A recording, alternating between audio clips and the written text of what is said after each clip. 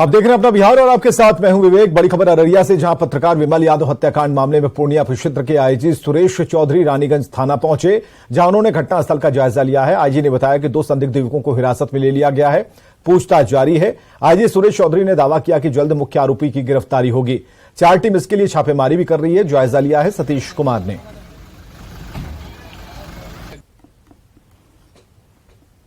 हाँ, कुछ क्लू मिला है हम लोगों को। 1-2 आदमी को सस्पेक्ट में उठाया गया है, कुछ बातें आ रही हैं और हम लोग की 4 टीम रेड कर रही है डिफरेंट जगहों पर। कुछ इन्फॉर्मेशन मिला है, कल आज रात तक कुछ सफलता मिलेगी हम लोगों को, जिसकी उम्मीद है। तो कल हम लोग एसपी साहब से ब्रीफिंग करेंगे। आप लोग जैसा जानते ही होंगे कि उनका संबंध हम लोगों से बहुत बढ़िया था, थाना से भी, एसपी साहब से, सभी लोगों से। की घटना घटी है, इसकी पुनरावृत्ति न हो, इसका यही है कि ठोस कार्रवाई हम लोग करें।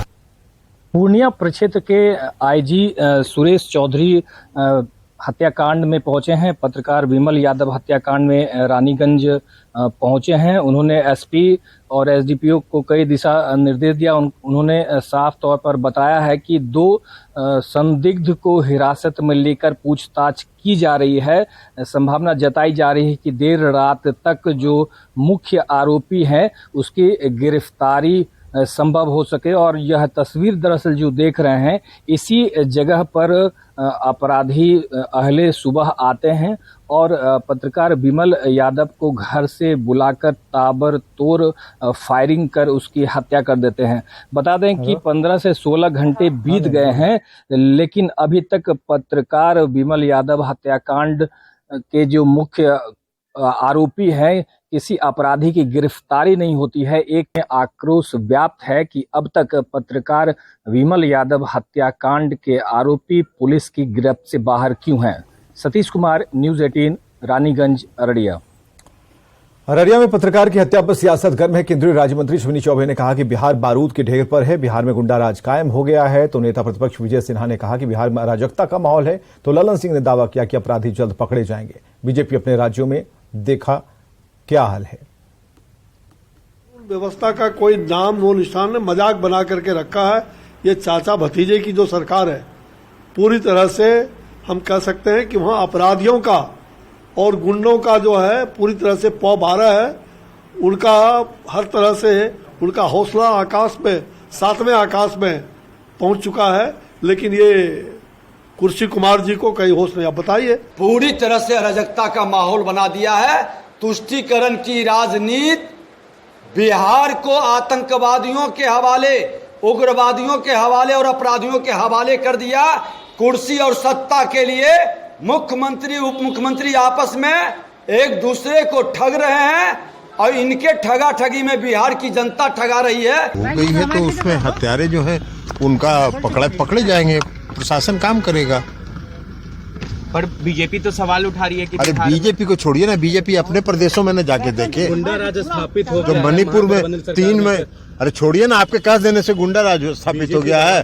बीजेपी का दावा करने से मणिपुर 3 मई से जल रहा है। तो बीजेपी का नहीं मणिपुर के पर जाके देखती है। बड़ी खबर एनआईए की कार्रवाई से जुड़ी हुई। बिहार के कई जिले में एनआईए का छापा मारा गया है। मोतिहारी, शिवहर, सारण और एनआईए ने वहां छापेमारी की है। मुजफ्फरपुर और समस्तीपुर में भी छापेमारी हुई है। हथियार बरामदगी का ये मामला है। संदिग्ध ठिकानों पर छापेमारी की गई। नक्सली रामबाबू राम के संबंधों की तलाश जारी है और नक्सली रामबाबू राम की गिरफ्तारी हुई थी और 4 महीने पहले ये गिरफ्तारी हुई। AK-47 उनके पास से मिला था। ऐसे में मोतिहारी के मधुबन में एनआईए की टीम पहुंची है। रामबाबू के घर से आधार, पैन, पासबुक टीम अपने साथ ले गई है। पटना में पुलिस ने लुटेरा गैंग का पर्दाफाश किया। पुलिस ने 3 अपराधियों को एक देसी पिस्टल, मैगजीन और लूटी गई स्कूटी के साथ गिरफ्तार किया। गर्दनीबाग थाना इलाके में एक युवक से बाइक सवार 2 अपराधियों ने पिस्टल की नोक पर स्कूटी लूट ली। सीसीटीवी कैमरे से सुराग लगाकर पुलिस ने 3 अपराधियों को गिरफ्तार किया है। बताया जा रहा है कि सूखे नशे की लत को पूरा करने के लिए घटना को अंजाम दिया था। घंटे के अंदर न केवल जो लोग संलिप्त थे उनको गिरफ्तार किया, बल्कि चोरी की गई, लूटी गई स्कूटी, दोनों मोबाइल और हथियार जो इस घटना में प्रयुक्त था, उस हथियार को भी इन लोगों ने बरामद किया है। इसमें प्रमुखतः डब्लू कुमार, पिता नारायण यादव, जो कि रहने वाले हरनौर नालंदा के हैं, और अभी इस समय पुरंदर लेबर कोर्ट गली जक्कनपुर में रहते थे। वह इनके अन्य साथी प्रिंस कुमार और शरद कुमार, इन लोगों के साथ गिरफ्तार किया है। हथियार हम लोगों ने शरद कुमार के घर से बरामद किया है और अभी इनका एक साथी और है जिसके गिरफ्तारी के लिए हम लोग छापेमारी कर रहे हैं। अमीन बहाली परीक्षा प्रश्न पत्र वायरल मामले की जांच पटना पुलिस ने शुरू कर दी है। पीसीईसीबी ने इस मामले में पटना के एयरपोर्ट थाने में केस दर्ज कराए जाने के बाद पटना पुलिस की एक टीम इस पूरे मामले की जांच में जुटी है। पुलिस ने पीसीईसीबी के दफ्तर पहुंची और अपने स्तर पर मामले की छानबीन की है। हवाई अड्डा थाना क्षेत्र में कभी कंप्लेंट रिसीव हुई है और अभी उसको इन्वेस्टिगेट करते हुए हम लोग एफआईआर दर्ज करेंगे और उस पर अनुसंधान करते हुए बताएंगे इस बारे में। इस वक्त हम बीसीईसीबी कार्यालय में हैं और यहाँ पर दरअसल ये मामला आया था कि बिहार में अमीन पद की बहाली के लिए जो परीक्षा ली जा रही है उसका पेपर जो है वो वायरल हुआ। पिछले बुधवार को यह मामला आया था और न्यूज़ 18 ने प्रायोरिटी बेसिस पर इस खबर को दिखाया था। इस पूरे मामले को लेकर बीएसएसीबी के जो ओएसडी हैं अनिल कुमार, उन्होंने पटना के एयरपोर्ट थाने में एफआईआर लॉन्च करवाया है और एयरपोर्ट थाने की पुलिस जो है यहाँ पर पहुँची हुई है। इस पूरे मामले की जाँच शुरू हो गई है और जैसा कि जो परीक्षार्थी थे उन्होंने आरोप लगाया था कि पेपर वायरल किया गया है, आउट किया गया है, उसके बाद ही इस पूरे मामले की जांच जो है वो चल रही है और पुलिस इस पूरे मामले में फ़िलहाल बीएसएसीबी कार्यालय पहुंची है और यहाँ पर से अपने तथ्य जुटाने में जो फैक्ट हैं उनको जुटाने में लगी हुई है। देखना है यहाँ से क्या कुछ बात निकलकर सामने आती है, लेकिन एक गंभीर आरोप लगा था और इस आरोप को प्राइमा फेसी जो बीएसएसीबी के अधिकारी हैं उन्होंने माना है कि कहीं ना कहीं त्रुटि हुई है और उसी के बाद इस पूरे मामले में जांच जो है पुलिस की तरफ से शुरू कर दी गई है। उसके बाद अपने तरफ से भी बीएसएसीबी इस पूरे मामले की जांच करवा रहा है। जांच टीम गठित की गई है और देखना होगा पुलिस के जांच और जो बीएसएसीबी के द्वारा जो जांच टीम गठित हुई है उन दोनों के बीच कौन सा तथ्य, कौन सा फैक्ट उभर कर सामने आता है। लेकिन अब एक बड़ा सवाल जरूर खड़ा हो गया है अमीन पद की बहाली की परीक्षा को लेकर। कैमरा पर्सन राहुल के साथ संजय कुमार, न्यूज़ 18 पटना। सृजन घोटाले के मुख्य आरोपी रजनी प्रिया की 4 दिनों की रिमांड समाप्त होने पर सीबीआई ने कोर्ट में पेश किया और इसके बाद उन्हें न्यायिक हिरासत में पटना के बेऊर जेल भेजा गया। इस मामले में रजनी प्रिया की अगली पेशी 21 अगस्त को होगी और पेशी के दौरान लौटने के दौरान रजनी प्रिया मीडिया के सवालों से बचती नजर आईं। 2017 में बिहार के सबसे बड़े घोटाले की जांच सीबीआई कर रही थी, जहां मुख्य आरोपियों में से एक रजनी प्रिया को 6 साल बाद यूपी के गाजियाबाद स्थित साहिबाबाद से गिरफ्तार किया गया। नहीं हुआ, सीबीआई ने डिमांड पर ले गया सर 4 दिन के लिए। उसके बाद आया और कहा कि हमारी इंट्रोगेशन पूरा हो गई और इसलिए हमको इन जरूरत नहीं है, हम उनका सुपुर्द करते हैं न्यायिक हिरासत में इनको। बेल की प्रक्रिया क्या कुछ है ये? अब सोमवार से हम लोग उसके काम में लग जाए, क्योंकि जेल में नहीं थी इसलिए वकालतनामा नहीं आ सका था, बाहर सीबीआई की कस्टडी में थी। और पटना से बड़ी खबर है, राजभवन और शिक्षा विभाग के बीच टकराव शुरू हो गया। शिक्षा विभाग के एसीएस के पाठक के फैसले को राजभवन ने खारिज कर दिया। राज्यपाल के प्रधान सचिव रॉबर्ट एल चोंगतू ने आदेश जारी किया है। के पाठक ने बीआरए विश्वविद्यालय के वीसी और प्रो वीसी के वित्तीय अधिकार को रोक लगाई थी। बिहार यूनिवर्सिटी के वीसी और प्रो वीसी का वेतन भी रोका था। बीआरए बिहार विश्वविद्यालय मुजफ्फरपुर के 3 बैंक खातों से ट्रांजैक्शन पर रोक लगाई थी और 24 घंटे के भीतर राजभवन ने आदेश को खारिज किया। राजभवन के आदेश के बाद विश्वविद्यालय को बड़ी राहत मिली है।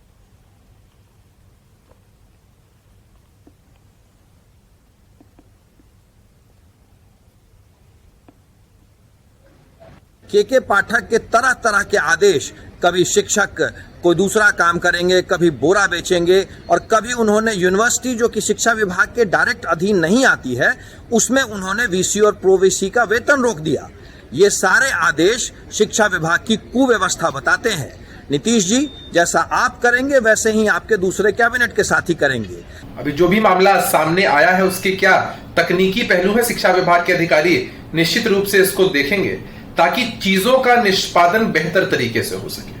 सरकार की मंशा स्पष्ट है, बिहार की सरकार एक बड़ा बजट शिक्षा विभाग पर खर्च करती है ताकि बिहार के विद्यार्थियों को गुणवत्तापूर्ण शिक्षा मिल सके। ये पूरा क्या है मामला, इसको सरकार देखेगी।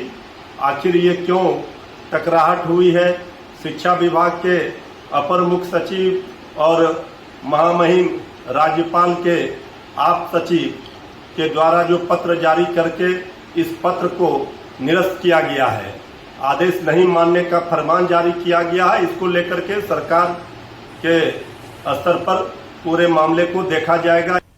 शिक्षा विभाग के अपर मुख्य सचिव के पाठक ने मुजफ्फरपुर में कई स्कूलों का निरीक्षण किया। के पाठक के पहुंचने की खबर से हड़कंप मच गया। इस दौरान उन्होंने स्कूल के बच्चों से बातचीत की और शिक्षकों को पढ़ाई और स्कूलों में साफ सफाई को लेकर निर्देश दिए।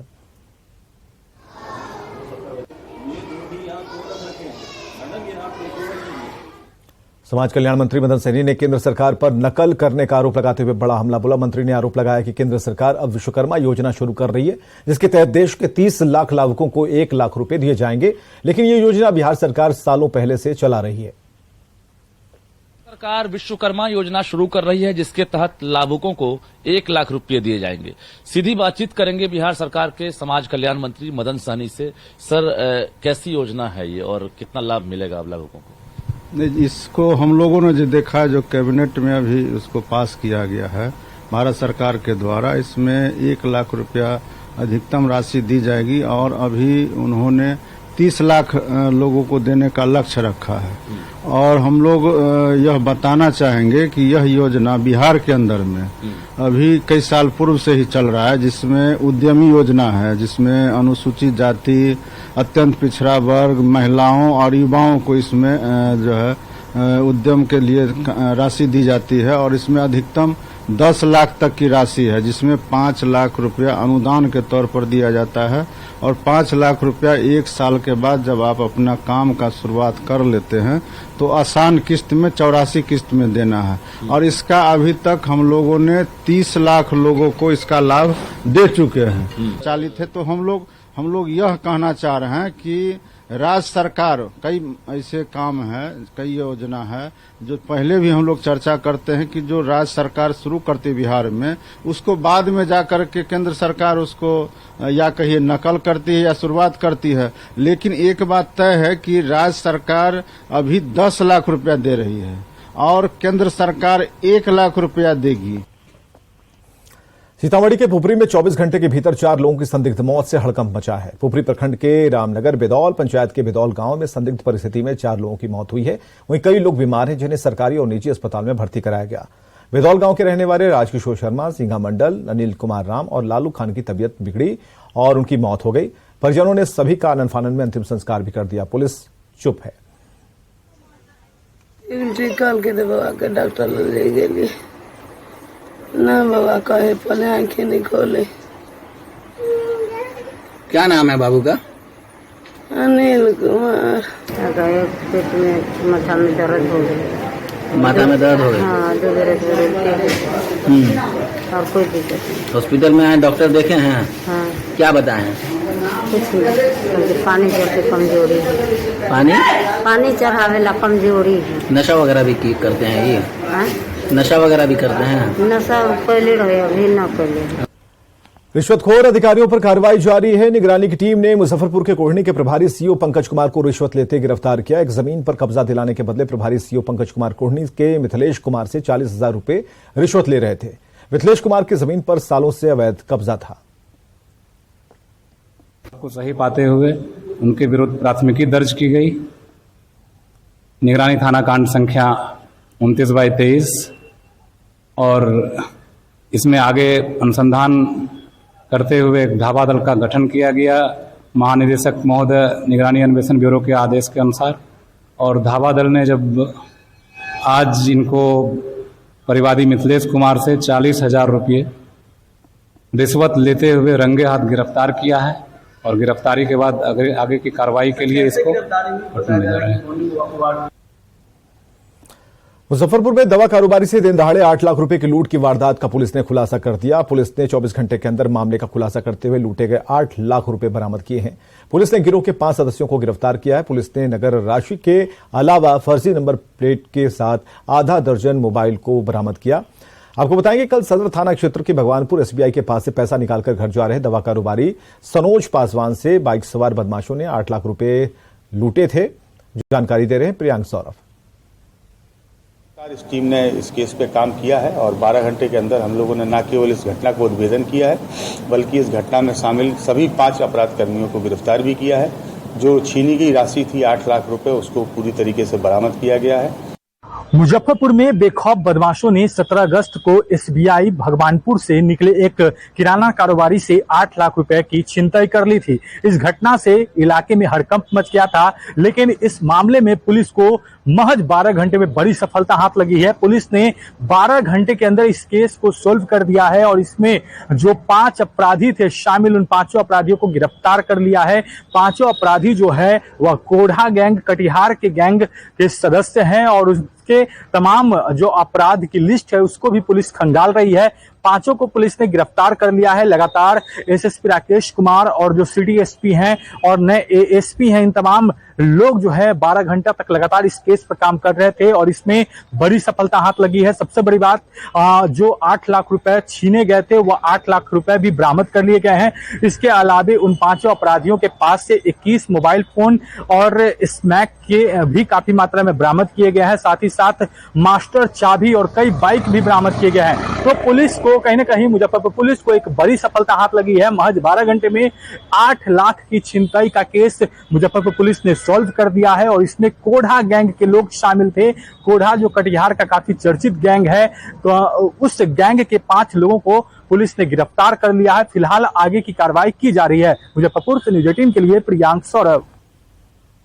गोपालगंज पुलिस ने मोस्ट वांटेड अपराधी औरंगजेब उर्फ पंपस को उसके 6 साथियों के साथ पकड़ा है। पंपस को मांझा थाना क्षेत्र के पीपरा गांव से पकड़ा गया। अपराधियों के पास से 3 देसी कट्टा, 12 जिंदा कारतूस, 1 चाकू, 15 ग्राम चरस, 2 बाइक और 8 मोबाइल जब्त किए गए हैं।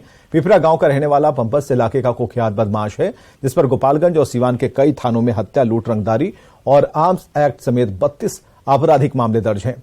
लड़की को आगे कर लूटपाट की वारदात को ये अंजाम देते थे। में इसके मांझागढ़ थाने में, सीवान थाने में कई केस हैं। सीवान के नगर थाना में, बढ़िया में, मुफस्सिल में, बढ़िया थाने में कम से कम 7 से 8 केस हैं और कुल 32 केस हैं। तो उन केसेस को भी हम लोग खंगाल रहे हैं। तो ये सीवान और गोपालगंज दोनों जिला है, इसमें ये कई अपराधों को अंजाम दिया है पहले और अभी भी ये किसी बड़ी घटना को अंजाम देने के लिए एकत्रित हुए थे और इसमें पुलिस को सफलता हाथ मिली है। दुनिया में, अपराध की दुनिया में कब से हो? अपराध हम छोड़ चुके हैं। कब से इस दुनिया में? अपराध हम छोड़ चुके हैं। सिवान पुलिस ने 9 अपराधियों को हथियार के साथ गिरफ्तार किया है। पुलिस ने भगवानपुर हाट थाना क्षेत्र और दरौंदा थाना क्षेत्र से अपराधियों को पकड़ा। पुलिस ने अपराधियों के पास से 3 देसी पिस्टल, 2 देसी कट्टा के साथ स्मैक की 67 पुड़िया जब्त की है। ये सारे अपराधी 2 जगहों पर जमा हुए थे, जहां से इनकी गिरफ्तारी हुई है। दरौंदा से गिरफ्तार रॉकी सिंह पर कई आपराधिक मामले दर्ज हैं।